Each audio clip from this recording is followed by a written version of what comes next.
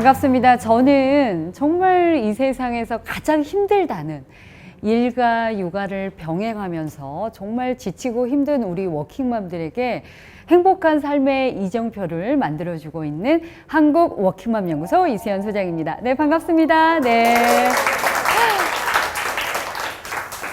물론 저도 워킹맘이고요. 현재 아들 둘을 키우고 있습니다. 네. 지금 아이가 중2, 초등학교 6학년으로 이렇게 컸는데요. 특히 큰아이는 지금 야구선수의 길을 가고 있고, 네, 6학년 아들은 매일이 행복한 아이로 너무너무 잘 성장했습니다. 보통 너무 일찍 어린이집에 맡기면 이 아이가 잘못 크지 않을까 너무 우려되고 걱정되시잖아요. 근데 너무 잘 클 수 있다라는 거. 그래서 오늘 그 비법을 제가 몇 가지 말씀드리려고 합니다. 제가 정말 13년간 많은 우리 이제 일하면서 아이 키우는 워킹맘들을 만나보니 정말 그분들이 듣고 싶어 하는 이야기가 있었습니다. 뭘까요? 어떤 이야기를 가장 많이 우리 워킹맘들이 듣고 싶어 할까요? 갑자기 막 고민되시죠? 뭘까? 제가 만나보니까 그분들은 이런 이야기를 듣고 싶어 하셨습니다. 어머, 일하면서 어떻게 이렇게 아이도 잘 키워요?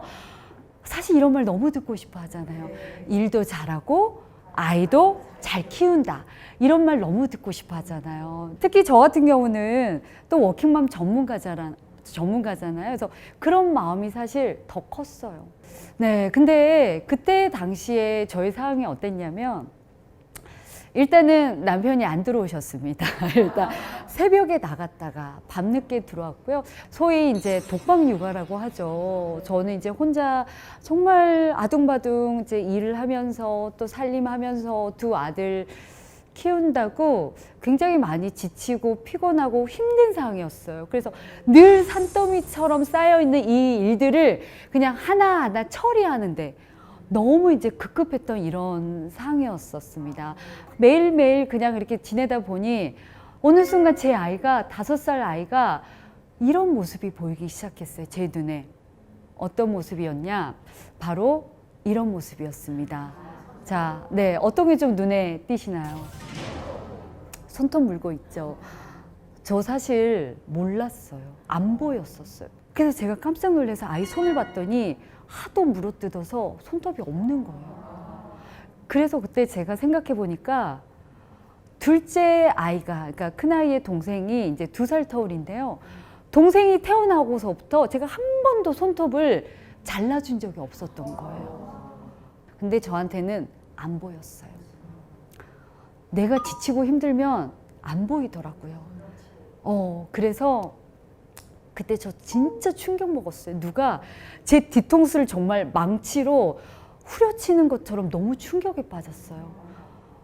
아, 내가 다른 워킹맘들 그렇게 일도 잘하고 아이도 키울 수 있게 그렇게 도와주는 일을 하는 내가 정작 내 아이가 힘든 걸 보지 못했구나. 정작 나는 내 아이가 이렇게 아파서 다 물어뜯고 자기가 힘들 때마다 손톱을 물어뜯으면서 위로 삼았는데 그걸 내가 놓쳤구나. 그래서 그때 정말 많이 울었거든요. 그러면서 그때 제가 정말 깨달은 게 2가지가 있는데요. 첫 번째는 이거였습니다. 아, 내가 힘들면 아이가 안 보이는구나. 그래서 아이를 잘 키우려면 내가 나를 먼저 돌봐야 되는구나. 2번째는요. 아, 혼자 이렇게 막 하려고 애쓴 게 아니라 정말 남편과 팀 플레이를 만들어서 남편과 함께 해야겠구나. 그래서 아, 내가 나를 돌보는 게 곧 아이를 잘 키우는 거구나라고 이제 큰 깨달음을 얻고 제가 이제 했던 거는 내가 나를 돌보기 위해서 첫 번째 했던 거 일단 잘 먹고 잘 자고 나만의 시간을 확보해서 재충전을 하자였어요. 사실 아마 아이 한참 키우신 분들은 다 아실 거예요. 나를 위해 온전히 밥상을 차려서 밥을 먹기가 쉽지가 않아요. 그리고 대충 때워요. 그래서 그때 그 당시에 저희 친오빠가 한 번씩 이제 급할 때 아이를 봐줬는데요. 저희 오빠가 저 밥 먹는 모습을 보면서 뭐라고 했냐면 야, 너는 왜 밥을 마시니? 씹을 시간이 없으니까 또 일하고 와서 또 막 집안일 하면서 아이를 재우다 보면 일단 아이 재워놓고 또 남은 집안일 해야 되잖아요. 그래서 집안일하고 또 어쩔 때 아이가 조금이라도 일찍 자면 또 나에 대한 보상이 필요하잖아요. 너무 수고했으니까. 그러다 보면 아, 좀 쉬어야지 하면서 미디어 시청, 뭐 TV 보거나 스마트폰 보다 보면 또 시간이 또 어느 순간 새벽까지 갈 때가 있잖아요. 그러니까 이런 생활이 반복하다 보니까 늘 잠이 부족했어요. 당연히 먹는 것도 못 먹죠. 잠도 못 자죠. 그러니까 늘 피곤하고 지치고 짜증나고 이걸 누구한테 풀어요? 남편한테 당연히 풀죠. 남편한테도 풀고 아이한테도 풀고 그러면서 나는 늘 죄책감 느끼고 늘 미안하고 늘 후회하고 이런 생활이 반복이 됐던 것 같아요. 그래서 저는 아, 나를 돌보는 게 아이를 잘 키우는 거구나. 그렇게 이제 깨달은 뒤로는 일단 잘 먹자. 그래서 정말 악착같이 제 밥을 챙겼던 것 같아요. 그래서 아무리 시간이 없어도 물에 말아서 먹지 않겠다. 반찬 한두 가지는 반드시 먹겠다. 이게 저 스스로의 약속이었고요. 또 아이가 잘 때 집안일을 절대 하지 않겠다였어요. 아이가 잘 때 나도 자자. 내가 살아야 되니까. 그래서 아이가 잘 때 저는 이제 저도 같이 자면서 부족한 이제 제 잠을 좀 보충을 했고요. 또 내가 나를 돌봐야겠구나 하면서 제가 제일 잘한 게 남편을 제 협력자로 만드는 거. 사실 그 전엔 아마 여기 계신 분도 그런 분 많을걸요. 일단 시키면 답답해서 내가 하고 말지 뭐. 또 마음에 안 들어서 아유 그냥 내가 하는 거 하고 말지. 그러다 보니까 어느 순간 남편에 대한 불만만 쌓이면서 나만 할 일이 많은 거예요. 그리고 남편한테 도와줘 부탁은 안 하면서 나 혼자 괜히 남편한테 화가 나 있고 안 되겠더라고요. 그래서 남편을 나의 협력자, 나의 파트너로 만들자. 그래서 왜 우리도 집안일 목록이 굉장히 많잖아요. 근데 거기서 내가 잘하는 게 있고 남편이 잘하는 게 있죠. 그래서 이제 그 부분에 대해서 남편과 이야기를 해서 이제 분담을 하기 시작했어요. 물론 처음에는 어때요? 당연히 마음에 안 들죠. 설거지 했는데 어때요? 고춧가루 묻어 있고 밥풀 그대로 묻어 있고 뭔가를 했다라고 했는데 마음에 안 들었어요. 근데 보니까 그 꼴을 견뎌야 되더라고요. 일단은 이제 위임을 하고 남편이 손에 익숙해질 때까지 기회를 주고 기다렸어요. 그리고 남편을 또 움직이는 건 뭐예요? 칭찬. 왜? 남자의 뇌는 인정의 욕구가 강해요. 그래서 저도 칭찬해야겠구나. 그래서 조금만 잘해도 오 잘하는데? 와 당신이 이렇게 해주니까 진짜 자기가 해주니까 내가 되게 편해졌어. 고마워. 수고했어. 엉덩이 턱턱.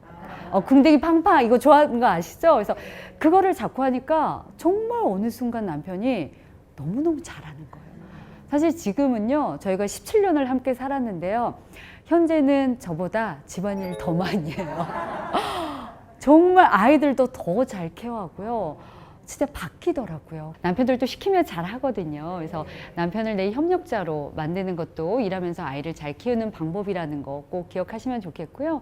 자, 제가 또 많은 우리 워킹맘들 만나다 보면요. 정말 아이에 대해서 미안한 감정을 굉장히 많이 갖고 다니시죠. 그래서 감정을 이제 죄책감이라는 감정을 많이 갖고 계시는데 안 그래도 늘 아이한테 미안하고 죄책감을 느끼는데 아이가 아프거나 할 때는 어때요? 내가 아이 옆에 있지 못해서 이 아이가 이렇게 아픈가? 내가 이 아이에게 엄마표 밥을 많이 먹이지 못해서 이 아이가 아픈가? 이런 죄책감 굉장히 많이 느끼시잖아요. 특히 우리가 언제 또 많이 미안해 하냐면요. 우리 퇴근하면서 아이 어린이집에 늦게까지 있는 아이 하원시킬 때 혼자 또 남겨졌다. 어머니 아이 혼자 있어요. 이런 전화 들으면 미쳐버리잖아요. 그럴 때 우리가 아이한테 무슨 말 제일 많이 해요? 엄마가 미안해.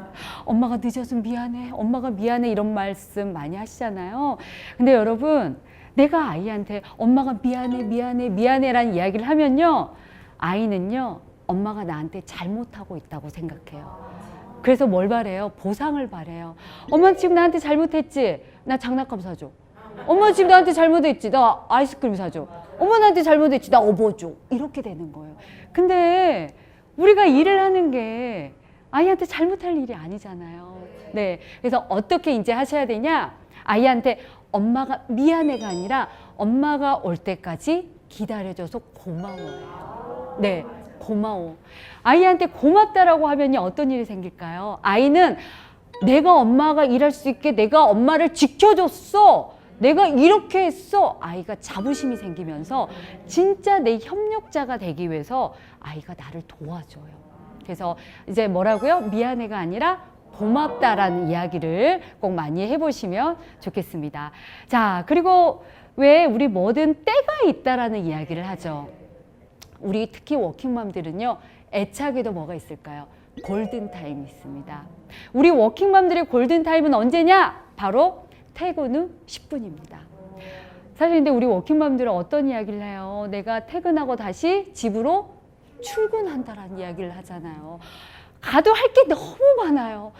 그러면서 이런 걸 알기 때문에 집에 들어가면서 띠띠띠띠 번호키 누를 때 너무 행복해. 사실 이렇게 누르지 않아요.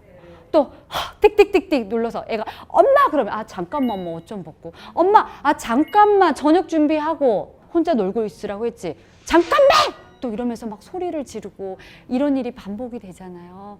근데 엄마가 늘 아이한테 소리를 지르고 아이를 바라봐 주지 않으면요, 우리 아이가 엄마가 나를 너무 사랑해 이런 거 느낄까요?